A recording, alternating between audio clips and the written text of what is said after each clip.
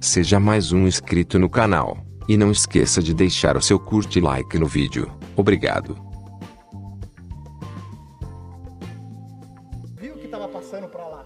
Essa questão do barulho, ela é meio assim, muitos relatos, a maioria deles é isso daí, não tem barulho nenhum. Não tem barulho nenhum. Alguns, não o tem pessoal fala que parece meio um vidro de abelha. Não, nem isso, nem isso. Ou que nem barulho. Nós estamos aqui com o seu Rodinei e com a dona Sônia, que são proprietários aqui desse local, dessa chácara, que fica na região entre Tatuí e Peró, né? Aqui é a região onde acontece tá acontecendo muita casuística de avistamentos de UFOs. E eles foram as pessoas que filmaram aqui, presenciaram esses fenômenos que ocorreram aqui. Tudo bem, seu Rodinei e dona Sônia? Gostaria que se vocês pudessem falar um pouquinho alto, né? Porque a câmera a gente está sem lapela. Contar um pouco do relato daquele dia e como que foi, quando que foi isso certinho? Foi no Natal? Foi em dezembro. Em dezembro de 2015. Isso. E como que procedeu isso, que vocês perceberam essas anomalias aqui fora? Nosso vizinho, aqui quase de frente, ele tinha colocado lâmpadas, né, de decoração, tudo azul na casa dele. E à tarde, nesse horário mais ou menos, que eles saíram e um amigo dele viu e perguntou o que eram aquelas luzes lá em cima da sua casa, ele falou. Aí ele olhou e ele chamou a gente, né? Saímos. Aí quando nós saímos aqui na varanda, nós olhamos, deu para perceber. Uma coisa bem circular, cinza, e passando, bem lento, sem som, sem nada. E indo assim, aí nós ficamos naquela apavoração toda para filmar, para gravar, não sei o quê. Aí foi quando eu peguei a minha máquina e comecei a filmar. Já estavam indo ali atrás desse coqueiro.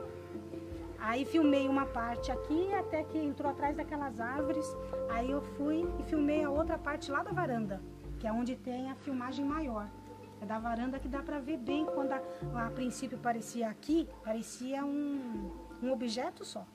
Mas lá eles se separaram. Lá nós vimos que depois que escureceu dava para ver que tinha várias lâmpadas e elas andaram em direção diferente, né? Que ficaram paradas e as outras foram se afastando. Ficaram um tempinho paradas, depois parecia que estavam retornando, voltaram até uma certa parte ali, depois voltaram de novo e sumiram.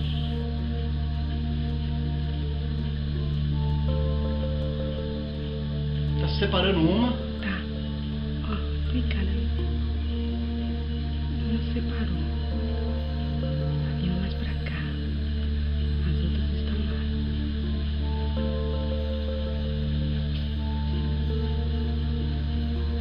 Tá separando outra. Tá separando outra. E a outra já sumiu.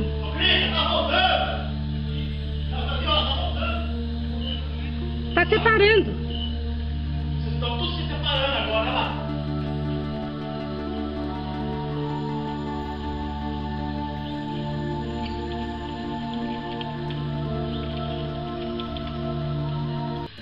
Eu filmei até que sumisse uma por uma.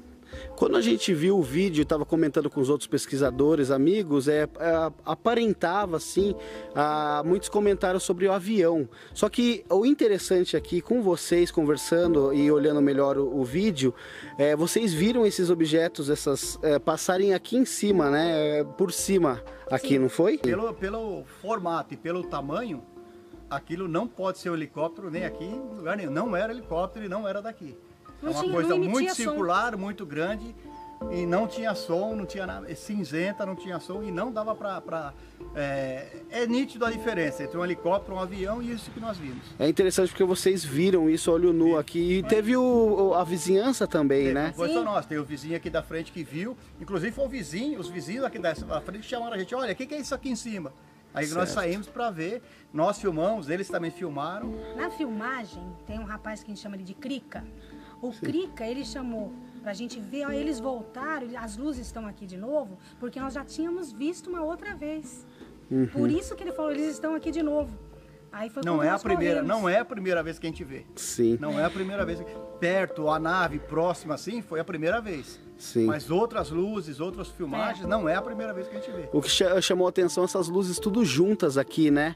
Elas pareciam umas perto das outras. E um outro fator que chamou muita atenção foi o vídeo que eu acho que a filha de vocês gravaram, né? Foi em julho de 2015 do ano passado. Que esse vídeo a gente tá dando bastante crédito, que é bem interessante, né, nesse vídeo. Você poderia contar um pouco do relato daquele dia, em julho do ano passado? Sim, era a semana que nós estávamos preparando a chácara para um evento e eles tinham colocado vários refletores. E eu estava vindo da cidade com o Crica, foi quando nós vimos a luz, de novo, aqui na mesma direção. Aí ele falou, que luz é aquela? Eu falei, será que é avião fazendo a curva aqui? Pega lá, pega lá. Que é isso?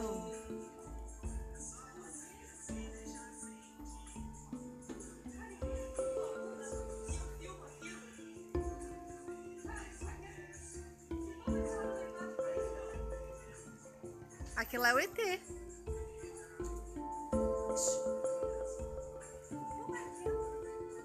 Meu, que medo!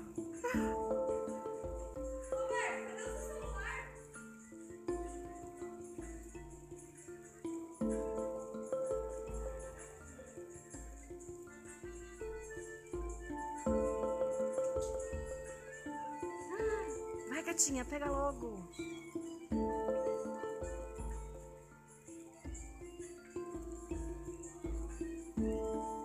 Meu, certeza que isso não é desse mundo. Aluna! Aluna!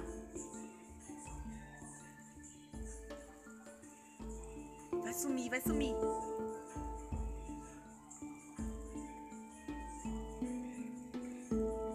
Olha lá, desceu. Agora só tem um pontinho só.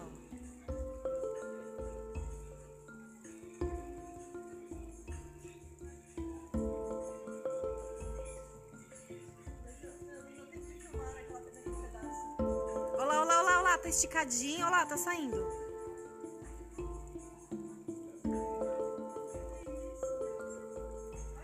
Foi isso que eu vi ontem ali na árvore.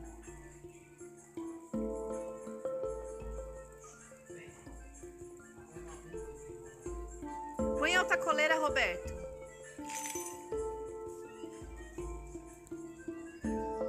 Aí foi quando nós vimos as luzes. Era uma só, aí elas se separaram, ficaram no sentido horizontal. Depois ficaram assim no sentido um V ao contrário.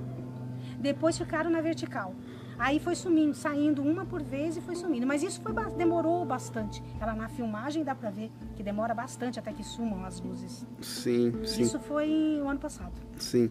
Uma só das dúvidas que a gente, né, como pesquisador, a gente vai procurar fazer, como tem um aeroporto aqui próximo a Boituva, a gente vai dar um pulo lá para ver se eles fazem essa questão de saltos noturnos, para a gente ter a certeza absoluta que não houve uma manifestação para tirar isso, né? Para ver se isso não foi realmente, poderia ter sido causado por eles.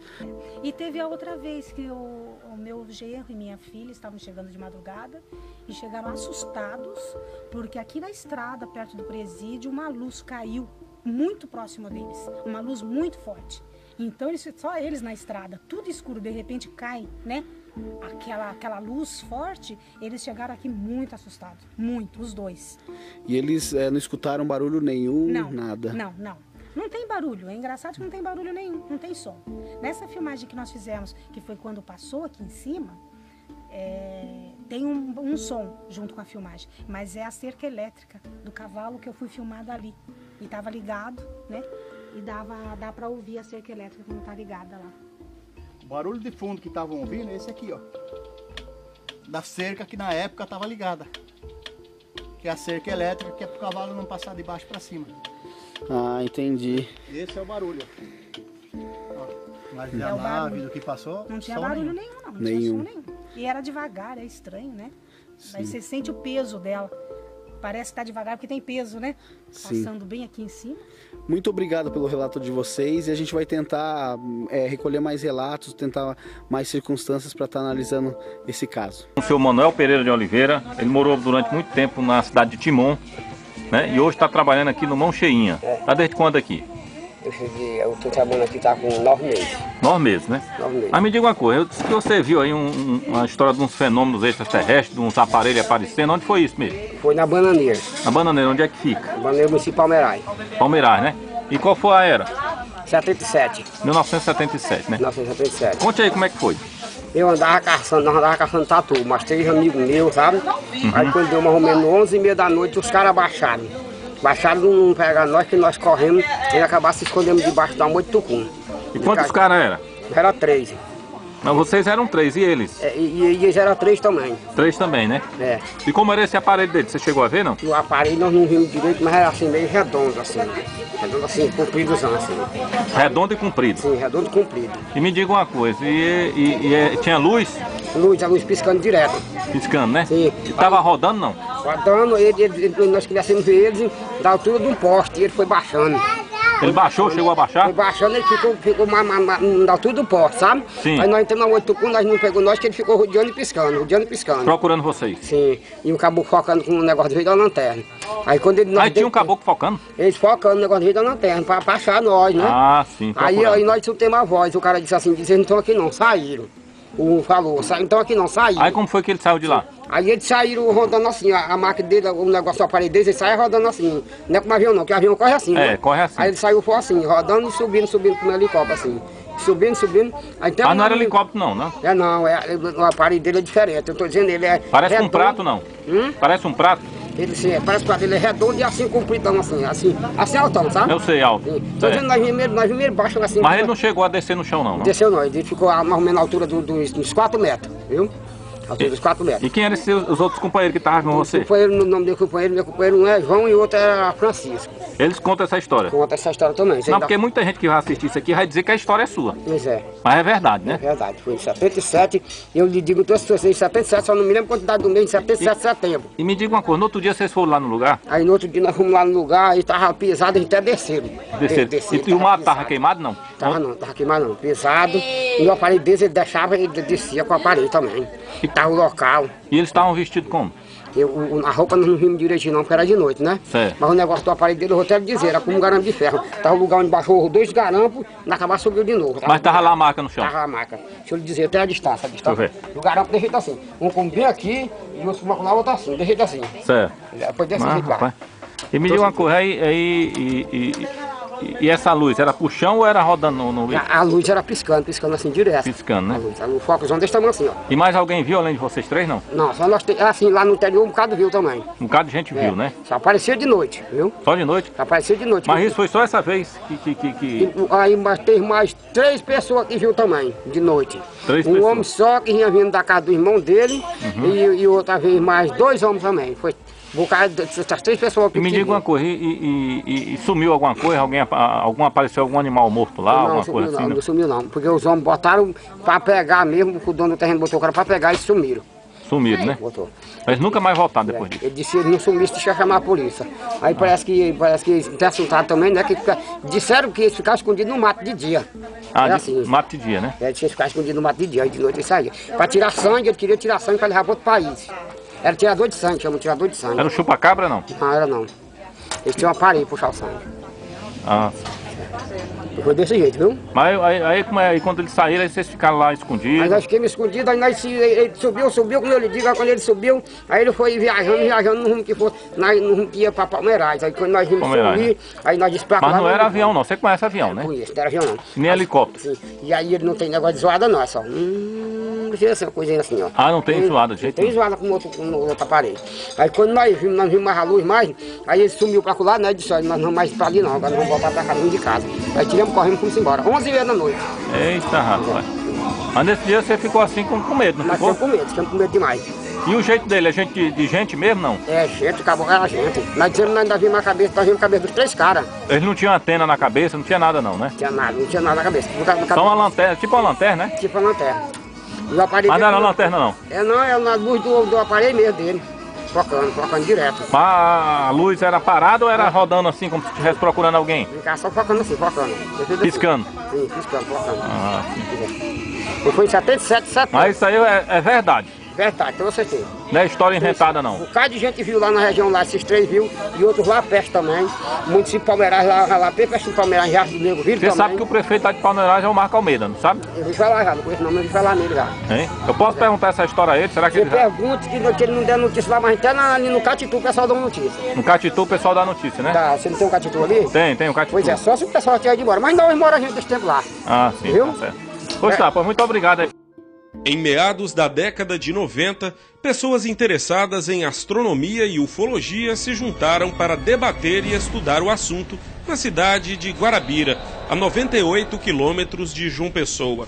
Mal sabiam eles que o plácido céu do Brejo Paraibano estava prestes a ser palco do maior surto de avistamento de objetos voadores não identificados já registrado na Paraíba. Quando a gente se reuniu, aí começou a receber relatos de aparições em Guarabira. Daí a gente começou a registrar, de início assim, coisas pequenas, mas depois a gente veio registrar objetos mais significativos. Marcos, você foi uma das pessoas que conseguiram fazer registros importantes dessas aparições de objetos voadores não identificados aqui em Guarabira em 1996. Qual era o método que vocês utilizavam de observação e de registro dessas imagens? Bom, a pergunta que você me fez é interessante, porque a gente começou esse trabalho, essa pesquisa em 96, início de janeiro, fevereiro de 96, não com o intuito de gravar as aparições, e sim com resgatar um pouco da história, se havia algum fato, mesmo que fosse corriqueiro, de épocas passadas. E a gente tinha a ideia de gravar isso para ter como registro, como todo bom pesquisador e desejar, né? Por coincidência, a gente começou a fazer esse registro de algumas pessoas. Isso não tinha registros, não de objetos. E a gente entrevistou várias pessoas de fatos antigos da década de 80, 70. E não mais que de repente começou as aparições em Guarabira. Aí foi quando a gente teve que ficar atento, porque poderia ser uma brincadeira e ao mesmo tempo a gente não sabia o que estava se passando, se realmente era algum fenômeno comum, digamos aí, ilusão de ótica, que o pessoal já agora comenta. Equipado com uma câmera VHS, o grupo começou a registrar as aparições, o que resultou num arquivo com mais de 60 horas de vídeo. Nas imagens é possível ver cenas como esta, em que um objeto que emite um pulso brilhante se locomove em linha reta e em seguida desaparece para logo depois piscar aleatoriamente em vários pontos próximos. Nesta outra gravação da época, um registro de um objeto semelhante a uma aeronave comum, mas que em determinado momento estaciona no ar, se move mais um pouco, para novamente e em seguida continua o trajeto. Mas o cinegrafista que fez os registros tem uma imagem que considera a mais impressionante. O mais interessante é a uma que eu tenho durante o dia. Ele vem no formato cilíndrico, comprido. Até eu mesmo, na hora que eu estava gerando as imagens, eu achei, pela posição, que deveria ser o brilho do sol refletindo na fuselagem de uma aeronave, de um avião comum. Por incrível que pareça, essa imagem eu tenho, ele simplesmente era comprido, ele ficou esférico e não tem corte na gravação. Essa gravação tem data embaixo. Simplesmente você vai ver a imagem, ele vem compridinho e fica esférico, depois ele volta àquela forma e vai em reta. É um fenômeno extraordinário, é uma das melhores imagens que eu posso alegar, porque durante o dia não tem corte, tem a data e o contador do timer da câmera gravando. É a melhor imagem que eu tenho. Mas mesmo durante a onda de avistamentos, ainda havia muita desconfiança em torno do assunto. Muita gente ainda não acreditava nas aparições nem nos relatos dos observadores. Mas na madrugada do dia 2 para o dia 3 de março de 1996, isso mudou. A cidade sofreu um apagão e as luzes que apareceram em grande quantidade fizeram com que toda a população olhasse para o céu. O relato mais impressionante foi em 14 de outubro de 96, quando um objeto enorme, triangular, passou sobre Guarabira e infelizmente a gente não registrou, mas as pessoas que viram vieram nos procurar, certo? Mas antes disso aí, antes desse de 14 de outubro, durante todo o ano houveram aparições assim surpreendentes, como em março, dia 2 de março de 1996, foi aonde assim houve o maior índice de aparições registrado em um único dia, né, levando as pessoas a se assustarem, inclusive a gente que já estudava o fenômeno, certo, e admirava esse tipo de fenômeno, a gente ficou assustado também. A falta de energia na cidade naquela noite também guarda mistérios, como conta este radialista, que na época prestava serviços à Saelpa. Eu, como tinha conhecimento com essas pessoas que trabalhavam na época, eu mesmo, do meu telefone, eu fiz a ligação para a subestação da Saelpa e falei com um dos meus colegas que trabalhavam na empresa, que estavam naquele momento de plantão, e ele falava que estava acontecendo um fato interessante, que a rede da cidade de Guarabira estava em falta de energia no momento, mas que no controle tanto da subestação de Guarabira quanto de outras unidades, no caso de Areia e de Campina Grande, que são responsáveis também pela manutenção da subestação de Guarabira, constatava que a subestação e a cidade de Guarabira naquele momento não estavam em falta de energia. Ele até questionava, ele mesmo não sabia o porquê, que estava constando como se Guarabira tivesse energia normalmente. Mesmo depois deste período, as pessoas continuaram visualizando objetos, lembranças difíceis de apagar.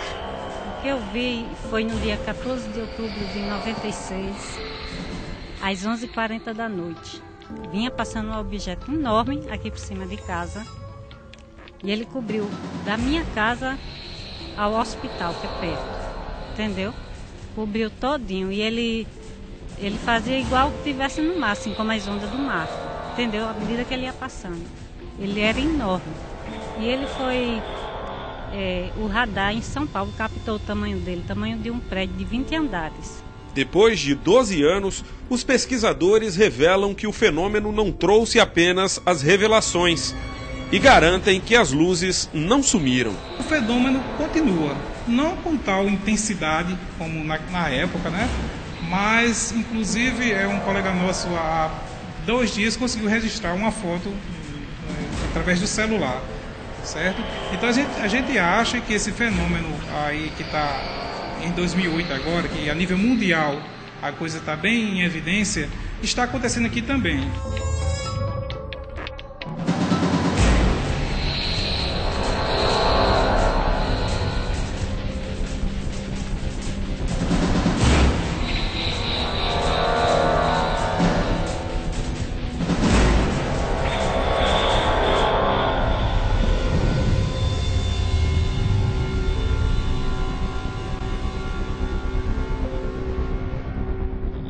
Levar um bocado de tempo aí.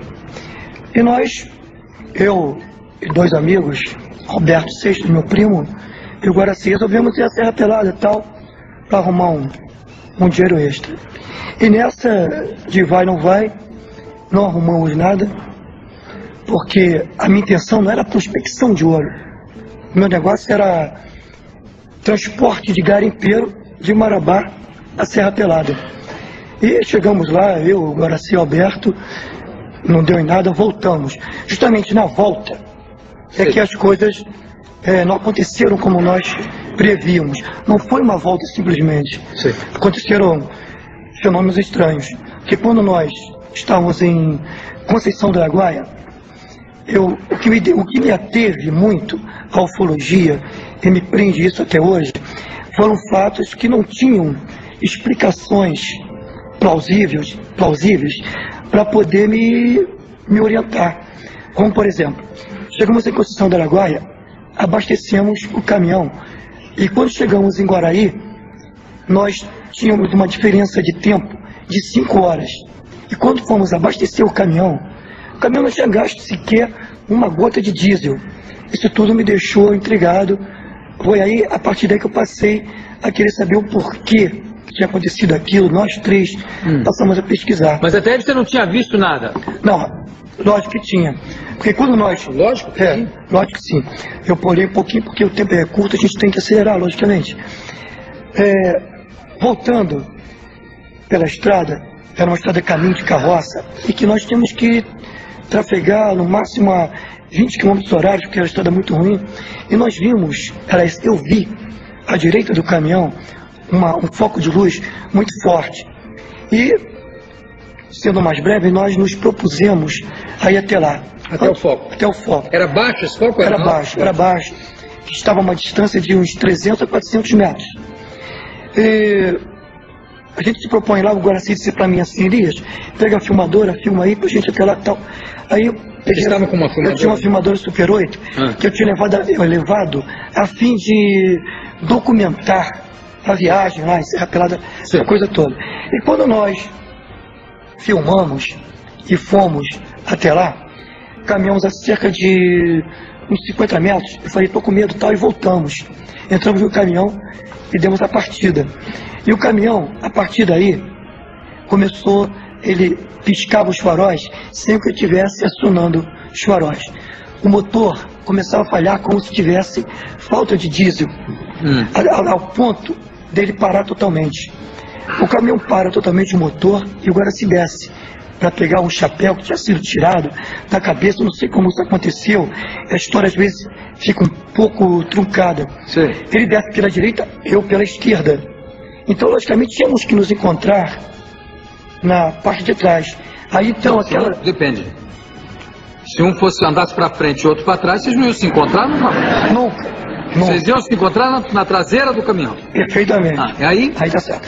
Aí chegamos lá, nem o Guaraci e nem eu, nós não nos vimos. Quer dizer, eu não vi o Guaraci. E ele não te viu também? Também não, porque nós nos encontramos. Simplesmente eu não o vi. E aquela luz que estava aos 400 metros à direita, veio por cima do caminhão, iluminando com grande intensidade, deixava a carroceria do caminhão translúcida, quase transparente. Eu cito o exemplo de uma lanterna que você põe sob a mão, acendendo, você olhando por cima, dá essa impressão que é transparente. Sim. Ali então eu fui sugado por essa luz e fui vendo o caminhão cada vez menor e sendo elevado para Guaraci cima. Nada, o Guaraci não. Depois então disso tudo, fiquei numa nave. Aí você foi sugado para dentro dessa nave? Dentro da nave. Dentro da nave. E nessa nave era oval. Ela tinha 8 metros de altura e uns 2 metros de diâmetro, formato de um ovo. Essa nave circulava... Um ovo em pé ou um ovo... Em pé. Quer dizer, era comprida e estreita. Isso, perfeitamente. Ela fazia um movimento de rotação no sentido anti-horário, né? E eu fui elevado dentro da nave, fiquei na imponderabilidade, até que desci na parte inferior, passei por uma porta, que eu não sei como, a porta se abriu. Mas dentro dessa nave tinha móveis, tinha alguma coisa? Não, até então não. Nada, só apareceu a porta? Só a porta. Quando eu saio dali, eu adentro em outra nave. Né? Ali então, havia outra nave? Outra nave. Quando eu saio dessa, eu embarco numa outra, bem próxima dela, a uma distância assim de 2 metros. Desci e embarquei, porque a porta estava aberta. Eu estava sozinho, então a tendência era eu sair. E saindo, eu passei por uma outra nave. Mas tinha alguma ponte que levava de uma nave a outra? Tinha 3 degraus que eu desci e passei para outra. Direto na outra. Isso. Ali, à minha frente e à direita, estava sentada uma criatura que operava. Como é que era ela? A criatura, depois que nós chegamos perto e tal, e batemos um papo, sendo que esse papo era interessante. Era através... Mas em que língua era esse papo? Aí que está o problema. O idioma deles que é o problema. Até então, nós nos comunicávamos através de telepatia. Tá? A primeira pergunta partiu de mim, de onde você vem, quem é você? Simplesmente me respondia, me olhava assim como você me olha e tal, não dizia nada. E eu não estava entendendo, eu não estava captando ou não. Você pensava na pergunta, é isso? Ou você chegou e disse quem é você? Não, eu não usei a palavra para me comunicar. Eu simplesmente pensei. Pensou, de onde é que você vem? E depois ele respondeu também telepaticamente que vinham de um lugar cheio de luz, tal, que eu talvez não entendesse. Eu me senti um pouco ridicularizado, mas deixei para lá. Nisso ele fica de pé, aí que vem a resposta. Ele de pé, ele tinha 2,10 metros de altura, com certeza. Tinha os lábios finos, seria um rasgo, os lábios bem finos.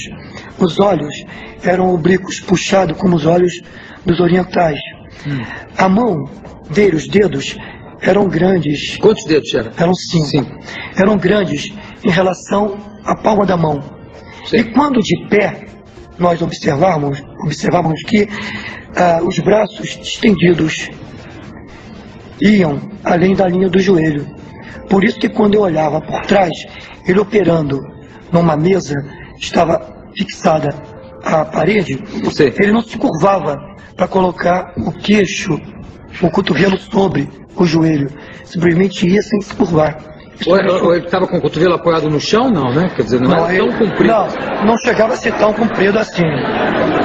Aí ele chegou e ele deu... E você estava assustadíssimo, ou não? Eu estava temeroso. Por que você falou essa medida exata, 2,10 metros? 2,10 metros porque... No cálculo, assim, esse homem tem 2,10 metros, assim, ou no mínimo 2,10 metros? Não, o cálculo é fácil de se fazer, porque eu tenho 1,70 m, eu aquilatei a altura dele com relação à minha. Isso se torna fácil chegar a uma conclusão. Você botou mais uns 40 centímetros aí? Mais uns 10, poderia ser 2. Sei, mas 2, no mínimo 2? 2 metros, 2,10, com certeza. Aí o que ele falou para você? Então, depois desse monólogo, praticamente eu só perguntei. Sim. Ele me convidou a sair, mas antes de sair dali... Sair para onde? Sair dali para irmos para outro lugar. Mas dentro da nave? Dentro da nave. Nós saímos dali e passamos para outro lugar. E antes ele colocou no meu peito um aparelho do tamanho de uma chapinha de refrigerante. Colocou no meu peito. Com esse aparelho, eu fui informado que, eu falando em português, logicamente, ele me ouviria em português.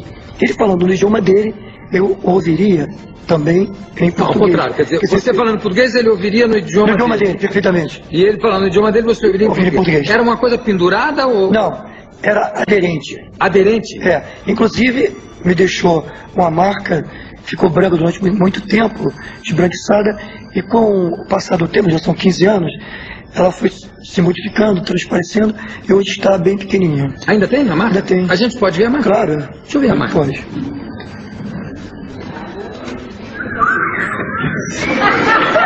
Cadê?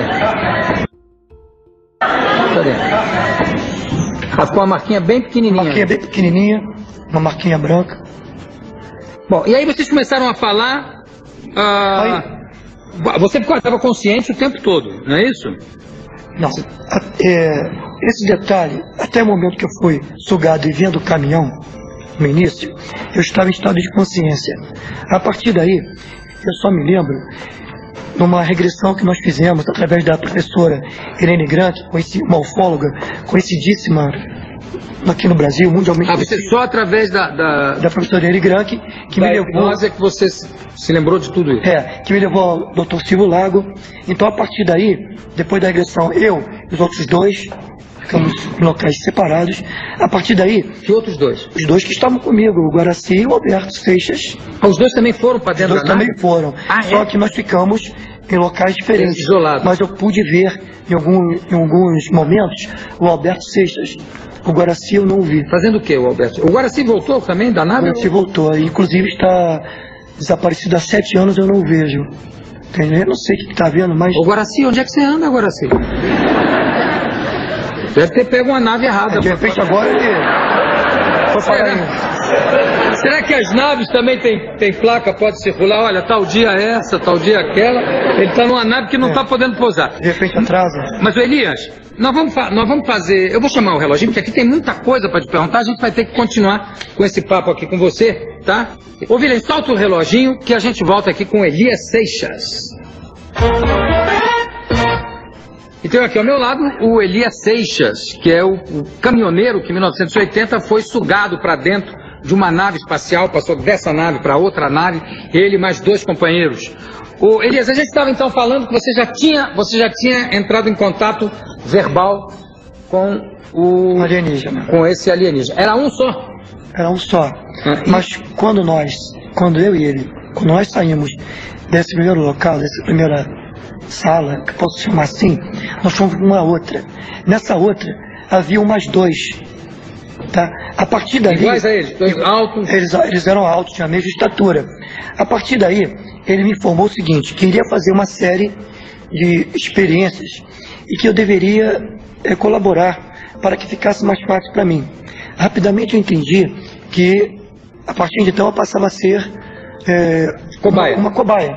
Né? Como é o nome? Esse é o nome? Tinha o nome. Como é o nome dele? O que manobrava todas as ações chamava-se Krairos. E os outros dois eram Kiran e Dislaman. Por que ele sempre tem nome de história em quadrinho, esse pessoal que vem de lá? Eu acredito que eles leem muito e acham bonitinho. Vou botar esse aqui. Vou botar esse nome que é bonitinho. Dislaman, pronto.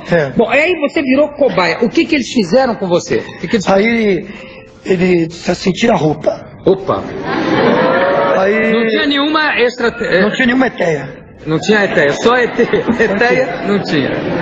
E eu tirei a roupa, só fiquei com o aparelhinho, bonitinho lá, e disse, sobe na mesa. Acontece que na mesa, para subir... Desculpa, sem querer te interromper, já interrompendo. Eles tinham cabelo? Não. Não tinham cabelo? Não. Aí ele subiu na mesa... Aí ele sobe na mesa, eu não conseguia subir porque a mesa era muito alta, eu com 1,70, ele com 2,10, não dava. Os dois me ajudaram e me puseram sobre a mesa. Pelado na mesa? Pelado, bonitinho. Então, por cima de mim, uma luz, eu não via a lâmpada, só via a luz. E essa luz caminhava lentamente até atingir o meu corpo. Atingindo, pressionou o meu corpo sobre a superfície da mesa. A superfície da mesa era gelatinosa. Um exemplo fácil seria assim uma massa de barro, de argila, com água. E meu corpo foi empurrado sobre a mesa. Um molde, fizeram um molde. Fizeram um molde. Empurrava com tanta força que eu não conseguia sequer respirar. Aliviou o peso, a força, e a luz foi voltando gradativamente. Então isso me mostrou que eles têm um verdadeiro domínio sobre a luz, coisa que nós até agora não temos. Depois então ele disse assim, olha, agora nós vamos fazer uns furos nos seus dedos, algo mais ou menos assim. E de sob a mesa, os outros dois tiravam umas agulhas, algo como agulhas, e começaram a introduzir as agulhas em todos os dedos da mão. E depois nessa parte também. Das duas mãos? Das duas mãos. E as minhas mãos estavam distendidas ao lado do corpo. Quer dizer, o que eles tiraram daí? Sangue? Eles não tiraram sangue, segundo ele não. Mas era para detectar o porquê do tato, alguma coisa nesse sentido. Porque eles não tinham tato, eles não tinham dedo? Não, tudo? Alguns dos sentidos eles já perderam. Alguns dos sentidos. O que, por exemplo? Eu diria... a emoção, por exemplo, eles não têm mais emoções. Não tem, quer dizer, não tem as nossas, né? As emoções conhecidas por nós, né, os sentidos. E esse domínio da luz, quer dizer, o domínio da luz, porque a gente tem domínio da luz também, né? Quer dizer, a gente vai na tomada, apagou a luz. Pô, acendeu a luz. A luz, você está dizendo, é uma luz solta, não é isso? Sem se ver lâmpada nem nada. A luz sólida. Agora, eles botaram um chip na sua cabeça? Eu estou porque eles implantaram um chip. Sim. Dentro dessas experiências que ele fez, tá, houve um certo tempo em que ele parou e ele olhava todo tempo, a todo momento, para uma caixinha preta na mão. E depois eu pude observar que a caixinha era um monitor. E por aquele monitor, ele olhando, ele ditava as regras do que deveria ser feito, dava as ordens do que deveria ser feito. E no momento exato, ele disse para mim, olha, Elias, eu vou colocar... Você já sabia o teu nome, já te tratava de Elias. Claro. Elias, olha aí, vou te botar um negócio... Vou te colocar isso aqui no teu crânio. Eu articulei, dizendo que seria uma cirurgia, não ficava bem e tal, e pulei, fica bem e tal, isso na cabeça e tal. Aí eu pulei daqui e dali, mas não adiantou. Eu estava preso sobre a mesa. Aí ele começou com bisturi, os dois fizeram uma incisão e saía sangue. E com um tipo de uma esponja muito estranha, diferente, não só de esponjas tradicionais que nós conhecemos, o que eu conheço, e começou a secar o sangue e doía quando cortava, sempre que fazia. Era fria, não tinha anestesia, nada? Não, sempre que fazia os movimentos, eu sentia dores incríveis. Haja visto que depois que eu volto, eu não tinha dores de cabeça, não tinha... Se falei, não sofria de dor de cabeça. E durante 5 anos, depois de voltar, eu senti essas dores de cabeça. E onde é que foi implantado o chip? Aqui no alto. E tem uma cicatriz, hein? Tem uma cicatriz porque nós fizemos uma tomografia computadorizada para detectar, para saber da veracidade daquilo que eu dizia. E na tomografia, ela não acusou o aparelho, mas o laudo de um médico diz o seguinte, que não tinha nada inserido no meu crânio, mas sim uma calcificação, que seria, o motivo da calcificação seria uma pancada, uma microcirurgia, e quis saber o porquê daquilo. Eu falei, não tinha tal, mas ele ficou sabendo. Mas o chip não apareceu? Com a tomografia, não. Nem radiografia, nada? Não, radiografia não fiz. Eu teria que fazer uma ecorressonância. Agora, e esse chip era para quê? Para eles ficarem... Eles continuam em contato com você? Eles continuam em contato. Os chips seria para sempre que quisessem me identificar, onde quer que eu estivesse, através daquilo. E você, mas como é que é? De vez em quando eles chamam Elias, estamos aqui, é isso? As coisas não ocorrem praticamente assim, logicamente. Mas, na época, eu via um ruído com uma microfonia. Sim, mas agora, hoje, por exemplo, você ainda... Hoje, por exemplo, não dói mais. Mas você escuta eles falando com você? Escuto. E eles falam? Eles falam sempre que há necessidade. Mas quando é que há necessidade? O que eles dizem para você? Não há necessidade, porque as coisas não acontecem aleatoriamente. Quando acontecem, é porque eu estou previamente avisado. Sim, mas o que eles falam com você? Voltando a coisa em termos mais simples, mais à vontade, assim, mais coloquiais. Você quer saber o que eles falam hoje, o que se falava hoje? Por exemplo, hoje quando eu tenho algum contato com ele, o nosso diálogo gira em torno sempre de genética. A preocupação, eles eram cientistas da área de genética. Tá? Porque e eles falam com você sobre genética? Sobre genética. E como é que você faz para se informar a respeito de genética para dar? O importante é que eu sou um veículo. Eu não entendo. Eles usam você como um veículo. De onde eles vêm? Eles falaram para você de onde? Vem de Ursa Menor. Pelo menos esses que estavam comigo, que existe uma ramificação. De Ursa Menor? Uma ramificação imensa de planetas habitados. E você viajou com eles para algum lugar? Vocês foram? Eu viajei com eles. Quando? Nessa mesma vez. Para onde vocês foram? Nós fomos a uma estação orbital que está situada atrás de Marte, segundo informação deles. Fica atrás de Marte? Tem uma estação orbital atrás de Marte. E essa estação, ela se compõe de várias naves. As naves chegam, vão se acoplando umas às outras, formando uma estação orbital. Então lá ficam lá... tem gente lá? Tem humanos lá? Tem humanos. Na estação orbital? Estação orbital. Fazendo o quê? Tem humanos que, segundo eles, quando nós ainda estávamos juntos, nesse primeiro contato físico, né, eles informaram que existem, porque eu vi outros lá, e que foi informado que não voltariam. Não voltariam por quê? Não queriam ou eles não iam deixar? Não iam deixar. Inclusive, Jô... Eles pegam as pessoas arbitrariamente? Não, vai ficar aqui na estação orbital? Eles pegam porque é o seguinte, nós quando somos pegos, somos cobaia. E o cobaia não tem vontade. Não tem vontade própria. Porque não existe o ratinho... E por que eles liberaram? Você não sabe? Não tem... Por que me liberaram? Simpatia? O que foi? Não, me liberaram porque... primeiro que teria que ser liberado, porque se não tivesse, fatalmente teria ficado lá. Eu não sei se foram com minha cara, não, você vai embora e tal. Simpático, beleza, simpático, vamos deixar ele. Agora, eu soube também que eles escolheram sêmen. Escolheram sêmen seu? Sim. Como? Essa pergunta eu não podia deixar de vir, né? O caso do sêmen... Porque a pessoa se masturbar dentro de um disco voador deve ser uma dificuldade... Você conseguia imaginar alguma coisa ali dentro? Por aí seria difícil. Só que não precisava se imaginar, porque eles nos traziam as imaginações. Só que não foi através de masturbação, é lógico. Não foi. Inclusive essa história às vezes gera algumas controvérsias. Sobre a mesa, eles colocaram uma venda nos meus olhos e um capacete, né? E sobre a encrenca, né, sobre o pênis, eles colocaram um aparelho. Ao mesmo tempo que... E você deixou? O que eu podia fazer? E aí, colocaram um aparelho sobre o pênis? Esse aparelho, né, era um tipo de vibrador, era cilíndrico. Ao mesmo tempo... Ia vibrando ali... Quando você parava, estava bonito. E quando... Impressionante. E aí?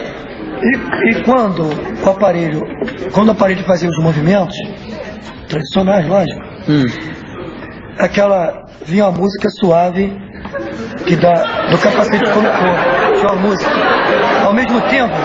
Isso não tem pra vender aqui, né? Só lá. Só lá eu acredito que também de aparecer. E aí... Acontecido isso, eles deixaram. Isso foi antes da viagem. Isso. Pararam o movimento, praticamente. Então eles inseriram na raiz peniana um aparelho, uma agulha, tipo de uma sonda, e por ali, atingindo a vesícula seminal, eles extraíram uma grande quantidade de sêmen. Uma coisa interessante não, dolorida, é que isso tudo feito a sangue frio, eu sentia dores horríveis. E eles não tinha nenhuma forma de anestesia, né? Não tinha, porque não se faz anestesia em cobaias. E isso causou algum efeito colateral? Claro que sim, eu trouxe sequelas.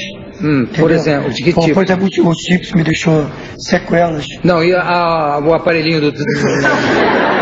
O aparelhinho, por exemplo, me deixou... Eu perdi a virilidade durante 4 meses. Procurei 2 médicos, e os médicos que eram especialistas, né, urologistas. Um deles, depois que me consultou, eu já não querendo contar mais a história, porque parecia que eu estava alienado. Inventando. Aí ele se mas o porquê da cicatriz? Eu não quero dizer, porque já tinha passado o ridículo com o outro. Aí eu tive que dizer rapidamente, ele meteu a mão na gaveta assim, tirou um cartãozinho, entregou, eu pego o cartãozinho, olho rapidamente, estava escrito lá embaixo, psiquiatra. Mas ele me teve como... Você estava maluco. Eu não vou pedir para ver a cicatriz do seu pênis, é bastante difícil. Mas da cabeça, será que dá para... Dá para ver aqui, ó. Onde é que é? Deixa eu ver tua mão aqui. Aqui. Uma calcificação aqui. Mas não é cicatriz, né? Nossa, eu falei que é a calcificação. A calcificação lá dentro. A calcificação que tu vê... É um coco, um cucuruto, né? Cucuruto. Uma bolinha no cucuruto aqui. Isso. Mas olha, eu tenho essa bolinha também no meu cucuruto. Então você foi contratado e não está sabendo. Eu fui contratado e não está sabendo. Agora, o seu amigo, quando você se encontrou com o seu amigo, o que você conseguiu encontrar... O que ele falou? Que ele passou pelas mesmas experiências? Vocês não viram mulher nenhuma? Por que mulher não... Eu não vi mulher nenhuma. Na sua história não tem mulher nenhuma? Eu não vi. Agora, o que nos deixou perplexos, justamente o fato que quando nós chegamos a Guaraí, que de Conceição do Araguaia a Guaraí, são 149 quilômetros. Nós tínhamos que chegar lá às 10h30, às 22h30, porque nós saímos de Conceição do Araguaia às 18 horas. No entanto, chegamos lá, eram 4h30 da manhã. E lá não tem fuso horário, hein, gente? Aqui não tem negócio de fuso horário. Então isso deixou a gente intrigado, primeiro com essa diferença de horário. E o segundo é que o caminhão não tinha gasto sequer uma gota de combustível. O combustível permanecia intacto. Agora, eu soube também que os humanos que estão lá na estação orbital atrás de Marte, que é engraçado eles não ter nenhum hoje em dia, que já vai de sonda em direção a Marte, não acusou nada disso. Mas, claro que se eles têm uma tecnologia muito mais avançada, é uma coisa que pode ficar oculta. Mas eles disseram que os terráqueos que estavam lá nessa estação orbital estavam cumprindo pena? não seria praticamente um cumprir pena. Tá? Eles estavam retidos e a informação que me veio, que ele deixou para mim, é de que eles não voltariam. Mas você conversou com eles? Com os dois não. Mas, não, com os da terra que estavam lá. Não, eu não cheguei a conversar porque quando eu estava andando com Kairos nesse local, tá? Eu quando vejo os dois, eu pergunto para ele se poderia bater um papo com eles. Ele disse que sim, tal. E quando eu me dirijo aos dois, os dois simplesmente me viram e voltaram. Um detalhe interessante é que os dois, eles estavam presos um ao braço do outro, como se tivesse ocorrido uma cirurgia. Costurados aqui? Aqui assim. E nem bonequinho de papel, você recorta, fica um grudado no outro. E eles, simplesmente quando me viram, eles voltaram rapidamente. Quando eu ia ter com eles voltaram e eu não consegui sequer... E voltaram para o mesmo lugar, porque aquilo deve dar uma confusão quando um quer ir para um lado, outro para o outro. Porque estão amarrados pelo braço. Peraí, não, eu vou para cá. Depois, tá. Eles têm algum humor? Contaram alguma piada de ursa menor para você, não? Não. Não tem nenhum senso de humor, nada? Nada, posso aproveitar. Bom, eu conversei aqui com o Elias Seixas, que foi viajante de disco voador e tem ainda, alega que tem um chip na cabeça ainda de contato com os homens ou com as criaturas de ursa menor. Elias, eu queria só mais uns 30 segundinhos. Pois não. Eu trouxe aqui para você uma porção de carne de rã. Não sei se você é afeiçoado. Sou. Mas a rã criada aqui mesmo, não tem... Essa rã é do ranário que nós temos. Eles não te deixaram levar nada, né? Não, só trouxe. Não, digo, lá os alienígenas. Os alienígenas não deixaram você trazer nada de lá, nenhum pedacinho. Nenhum pedacinho, não.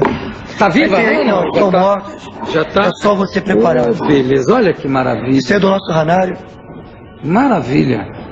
O ranário é onde? O ranário é em Piabetá. Piabetá? Nós temos lá uma área... Onde é que fica? Piabetá fica onde? Piabetá fica perto no caminho de Teresópolis. Teresópolis, estado do Rio. Teresópolis. Tá bom. Elias, muito obrigado pela tua presença. Alex, põe a rã no gelo, por favor, tá? Obrigado pela tua presença, daqui a pouco a gente volta. Há pouco tempo atrás, revendo um filme antigo, que se não me engano, chamava-se O Dia em que a Terra Parou, uma coisa assim.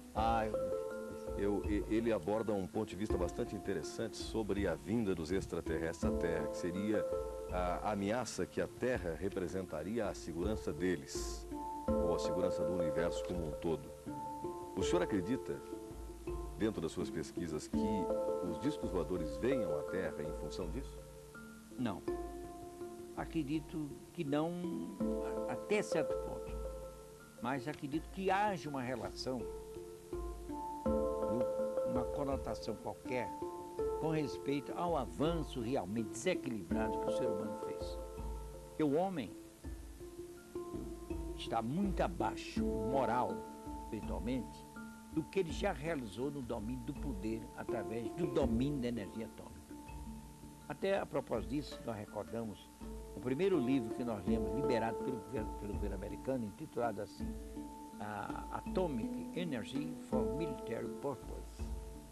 Energia atômica para fins militares. Pois bem, lá, a primeira experiência da bomba atômica em New México, tem uma consideração desse tipo. Um sábio, tendo um meio-dia, né, era de dia, levantar-se um verdadeiro sol, que foi o cogumelo atômico, ele ficou tão apavorado e comentou, está no livro. E eu fico impressionado, preocupado. Naturalmente ele tem formação religiosa, protestante, luterana, essa história de Deus e tal, coisa. Então diz, pensando que Deus pode ter raiva. E há muitos religiosos que acham que Deus pode ter ira, pode ter raiva, é um ponto de vista pequeno, mas é um ponto de vista deles. Então diz assim, eu fico impressionado. Se Deus não ficará irado, aborrecidíssimo, naturalmente irado, pelo fato do homem lhe haver subtraído um dos seus mais profundos segredos. Seria o domínio da energia atômica, que está espantando o mundo e é hoje uma espada de Damocles sobre a cabeça humana. E há uma coisa interessante. Primeira experiência, dos primeiros fenômenos ocorridos na fazenda, nós pesquisamos, onde tiramos muitos elementos para o nosso livro, nós temos esse fato. Mas nos foi mostrado em letras, em caratujas, assim, como se fossem hieroglíficas, mas depois se decifrou, uma mensagem dada de uma maneira estranha ao dono da fazenda. Ele viu um objeto, ele nunca tinha visto nada. Viu aquela luz, desafiou a luz. Pode chegar que eu não tenho medo. E de repente ele se surpreendeu que ele já estava no chão, vendo aquela bola enorme, luminosa perto. E ele assim, meio atônito, e aquela bola desapareceu. E ele saiu tonto para casa, não se lembra bem o que se passou. Quando menos esperou, ele estava com um papel escrito em sinais meio hieroglíficos, dizendo assim, as experiências nucleares humanas estão abalando o nosso sistema.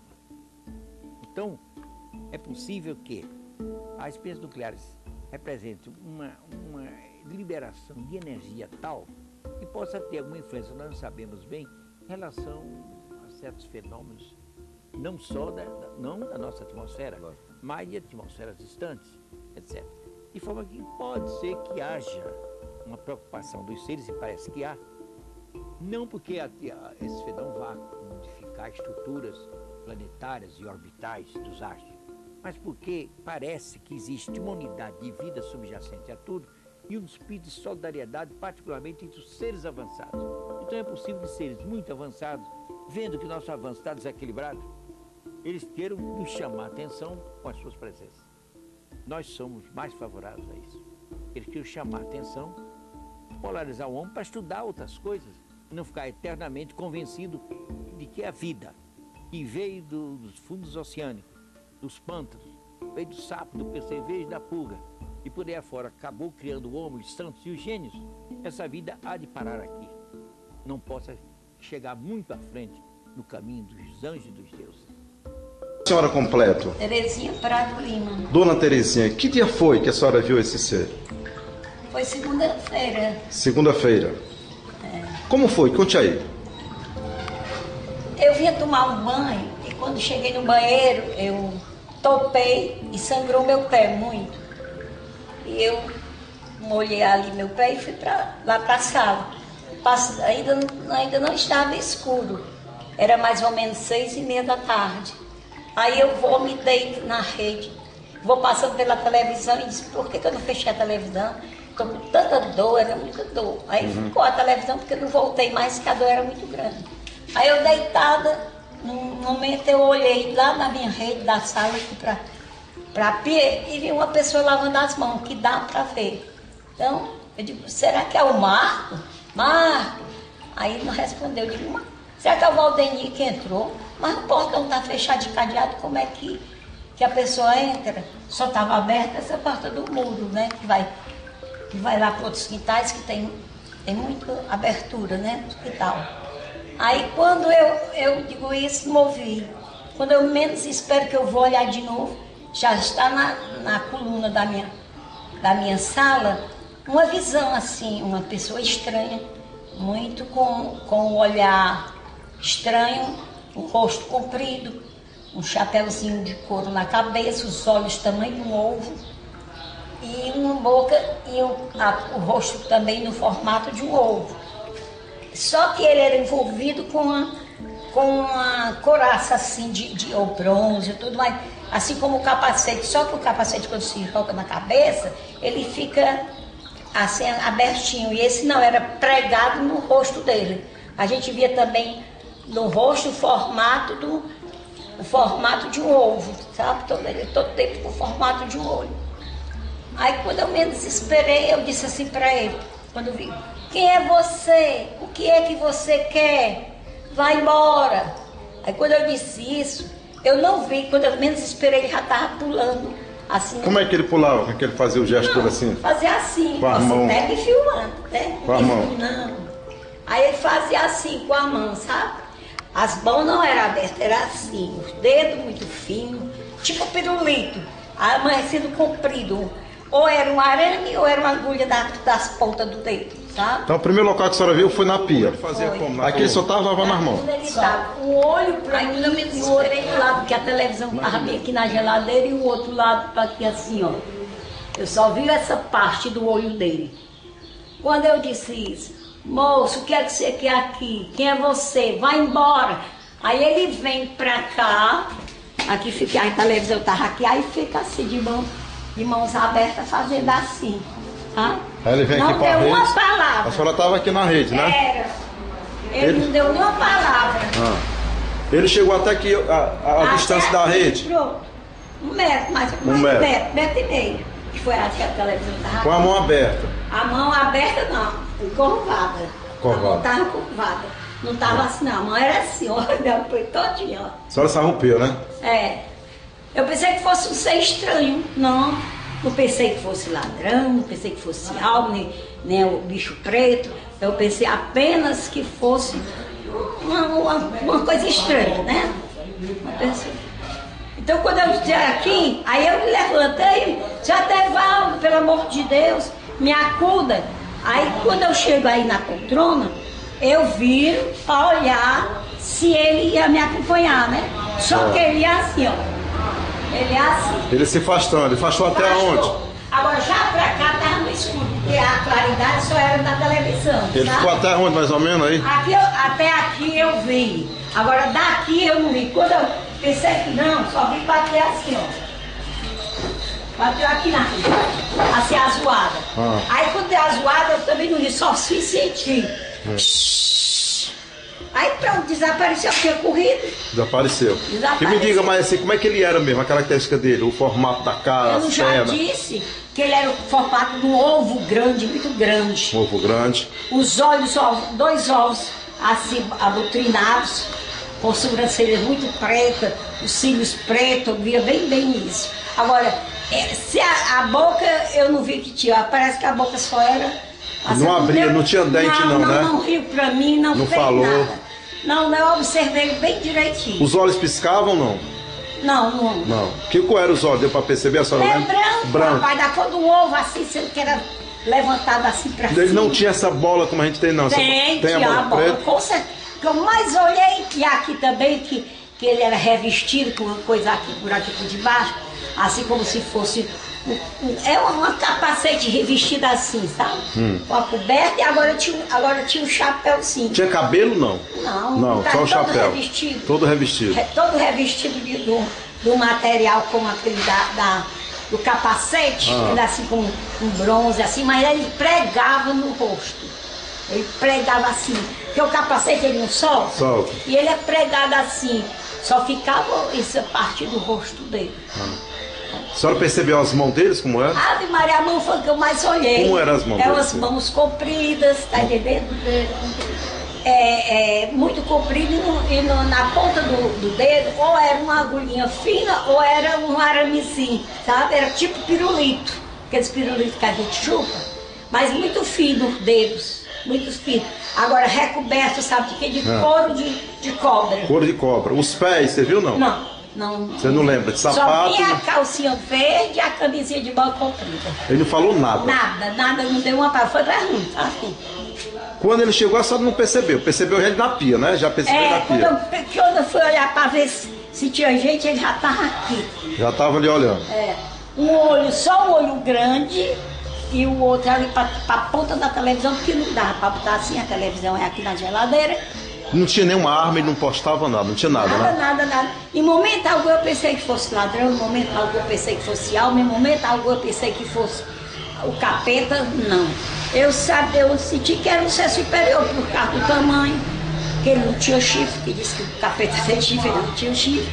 E ele também não me falou nada, nem disse nada, só fez assim.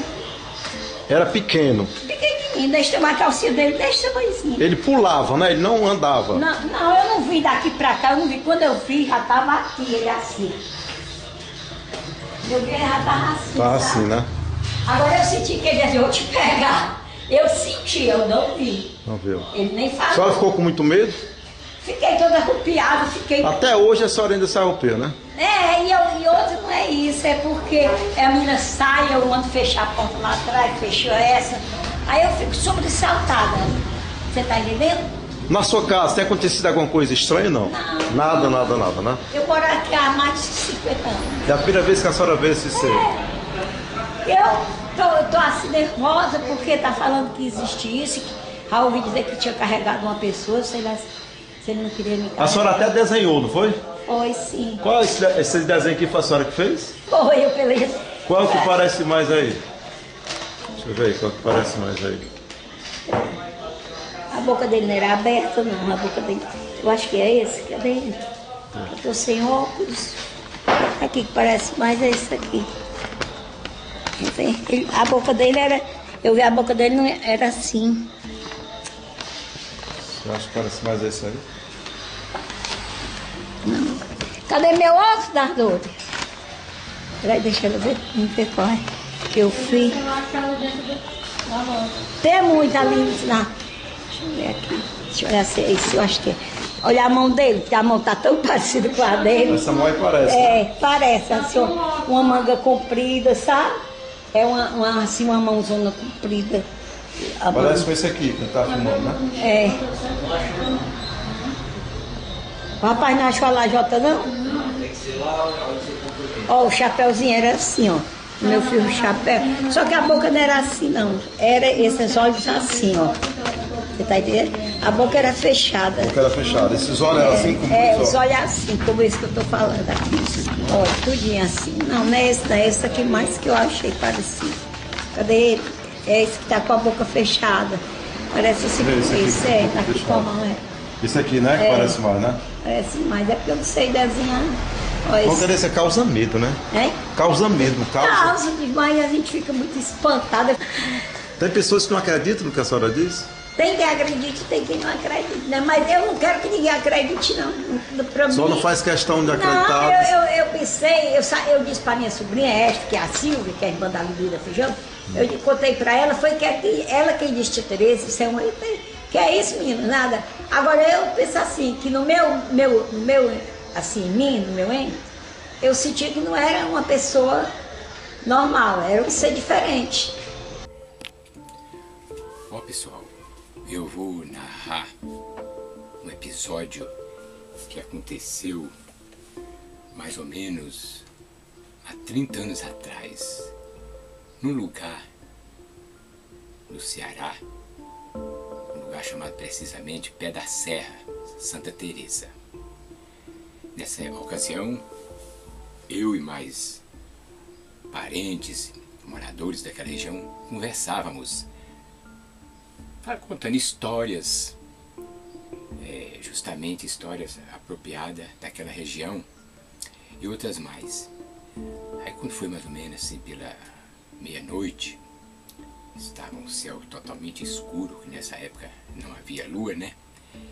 Um local totalmente isolado. Carro, por exemplo, nem aparecia lá. Luz elétrica não havia. Aí de repente, quando a gente estava olhando para o céu, foi justamente neste momento que aparece tipo uma bola muito brilhosa. Podemos comparar assim com uma bola em formato de disco. Não dava para precisar, porque a luz era tão forte que ofuscava as nossas vistas. Parecia dando a impressão que fosse até um sol que aproximou da gente. Mas na verdade não era um sol, que a região que clareou foi justamente naquela região ali onde a gente estava sentado. Então ficamos com muito medo, né? Sem saber o que era aquilo. Dava a impressão que estava assim bem próximo. Eu chego a arrepiar quando eu lembro. Dava a impressão que estava bem próximo da gente, um silêncio total e justamente aquela claridade que ofuscava a nossa visão. Muitos moradores correram para dentro, com medo, né, porque não tinha informação de que poderia ser aquilo. Como eu estudo astronomia, eu pensei, evidentemente, que poderia ser coisas de outro planeta, pertencente talvez até à nossa galáxia, outra galáxia, ninguém sabe. Com certeza era um objeto não identificado, ou seja, um OVNI. Inclusive essa matéria eu narrei para a revista de Ufologia, a revista, né, que é interessada nesse assunto. Eles me deram uma resposta assim superficial, porque claro, eu não pude definir do pé da letra o que poderia ter sido aquilo.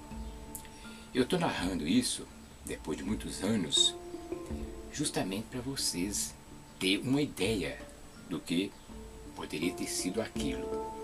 Aí fica esse fato, essa narrativa, né, no ar, aí vocês vão definir melhor a respeito desse meu relato. É uma coisa muito importante, inclusive as pessoas que estudam astronomia, evidentemente vão ficar curiosos, mas para qualquer coisa eu estou pronto para dar qualquer informações a respeito disso.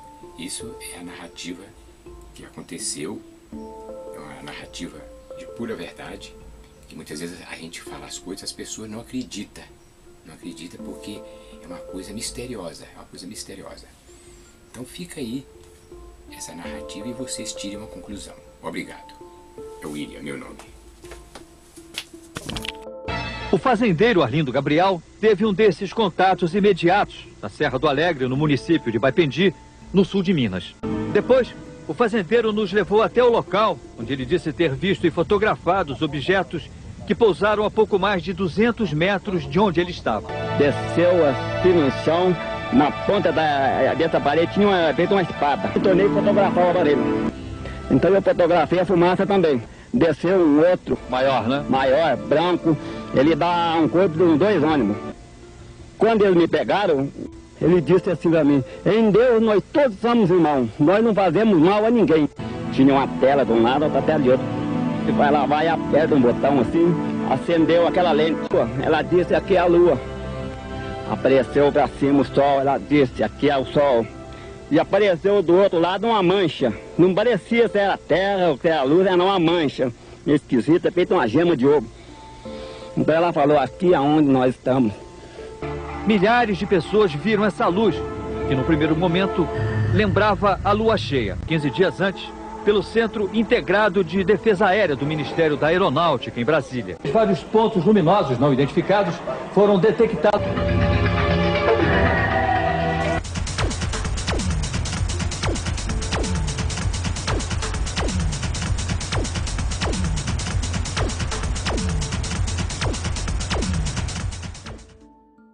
Isso que eu vi foi em 1981. Tudo bem. Aí não tem problema. Aí, como é o nome da senhora? É Zeneida. Dona Zendeida. Pronto. A senhora mora aqui em Sobral, né? Mais de 60 anos. Pronto.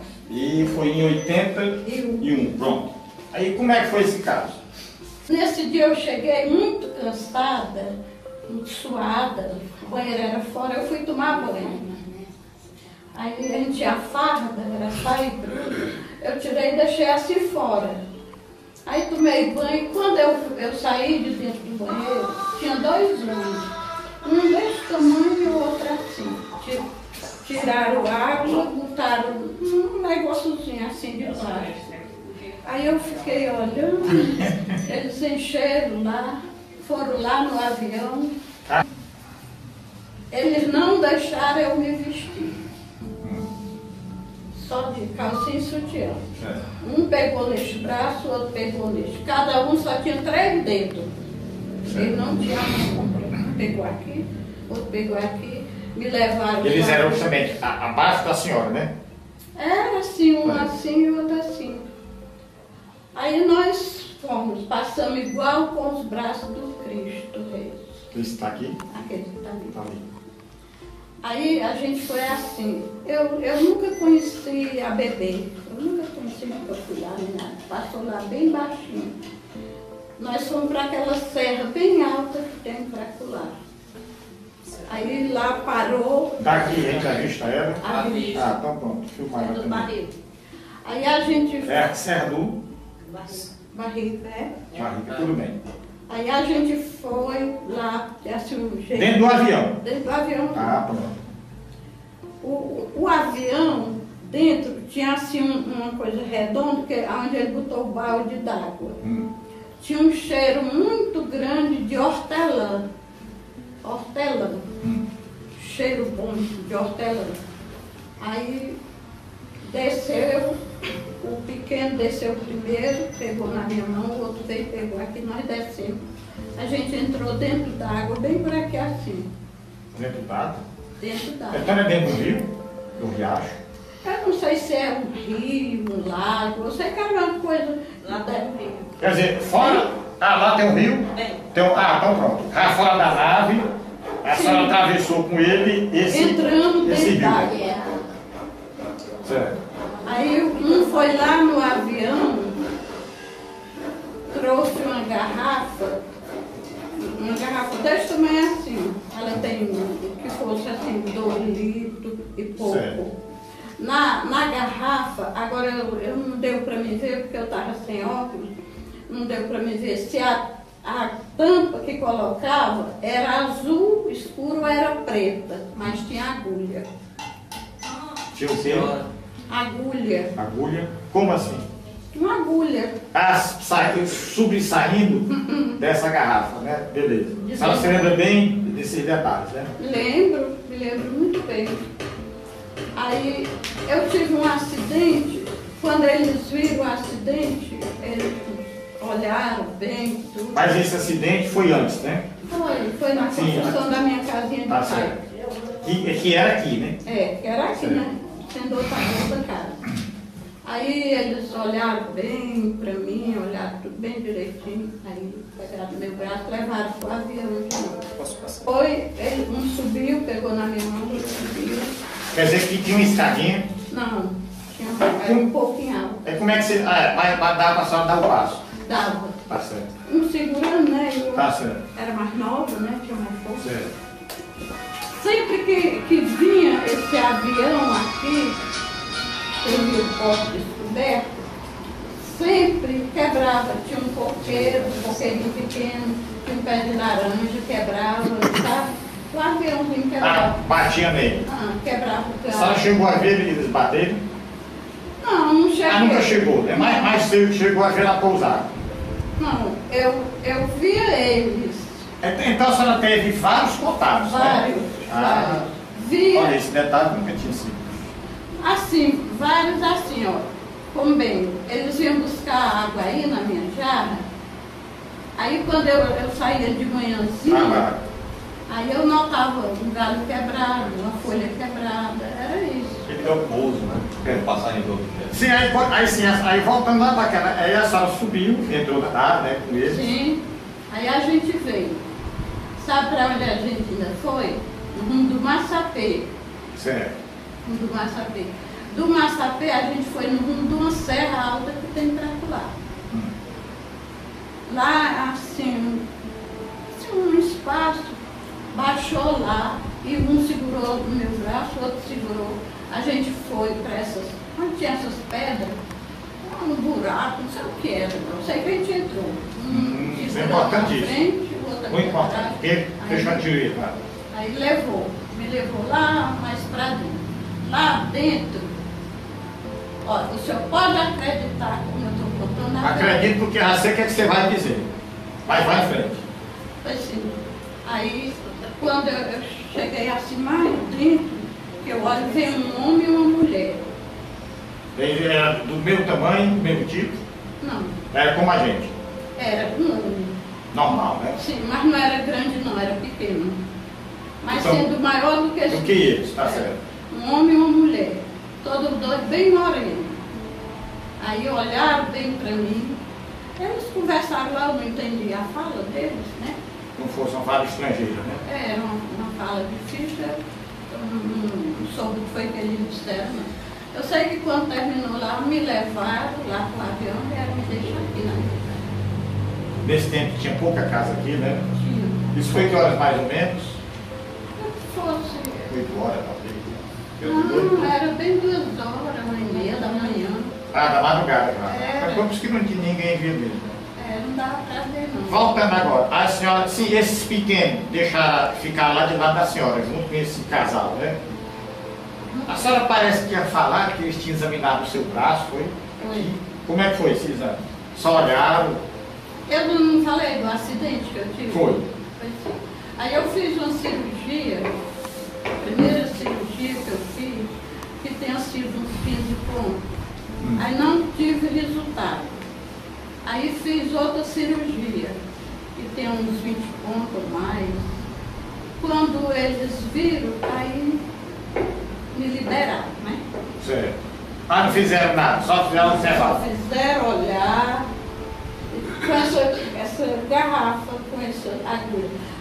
Essa garrafa era para olhar a senhora, pesquisar a senhora? Era para, não sei não, mas eu acho que era para tirar sangue. Ah, tá certo. Aí quando viram essa cirurgia, Não quiseram mais fazer aí nada. não fizeram mais pouco. Agora a senhora tem lembrança bem assim real, como era a nave, como era dentro da nave também? Tenho. Ela era redonda, não abria de lado, abria para cima.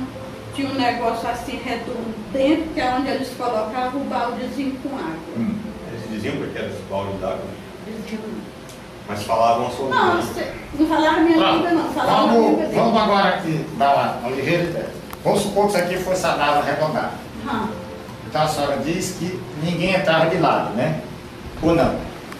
Não, a porta era aqui, aí eu fiquei sentada bem aqui, tinha assim um negócio assim, eu fiquei sentada aqui, o outro sentou bem aqui assim, para frente, tinha uns botões lá, o outro rodeou aqui e ficou desse lado. Uma velocidade que eu não posso distinguir, ele veio e passou por cima do outro. Quando ele passou, perdeu a estrada, os morões de cerca, alguma casa que tinha ao lado, e eu brequei o carro, mas brequei o carro trêmulo.